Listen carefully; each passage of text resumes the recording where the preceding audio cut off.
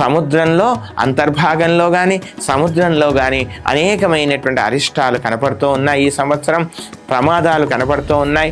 ఆ తర్వాత అంతరిక్షంలో కూడా విమాన ప్రమాదాలు కనపడుతున్నాయి. తద్వారా ఆ విధంగా జరిగిన అగ్ని ప్రమాదాలలో కూడా అనేక జన నష్టం కూడా ఈ సంవత్సరం కనపడుతోంది.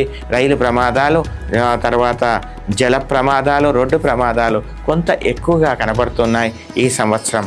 ఇక ఈ సంవత్సరం ధర్మం కోసం, సమాజ శ్రేయస్సు కోసం అనేకమైన సత్కర్మలు ఆచరించాలనేటువంటి ఆలోచన, సామాన్యుడికి కూడా న్యాయం జరగాలి అనేటువంటి ఆలోచన ప్రభువులకి ఏర్పడడం చాలా సంతోషించాల్సిన విషయం. తంతి తపాలా ఇవన్నీ కూడా తన విద్యుత్ ధర్మాన్ని నిర్వర్తిస్తుంటాయి. బ్యాంకులలో ఒకానొక సమయంలో మన డబ్బు పైన కూడా మనకు కొద్ది రోజులు ఆధిపత్యం లేకుండా డబ్బు తీసుకోవడానికి కూడా కొంత నిరీక్షించాల్సిన సమయం ఒకానొక సమయంలో ఈ సంవత్సరం ఏర్పడేటువంటి అవకాశం కనబడుతుంది. ఇక బంగారు ధరలు తగ్గేటువంటి అవకాశం ఈ సంవత్సరం కనబడటం లేదు, ఇంకా ఎక్కువ కావచ్చు.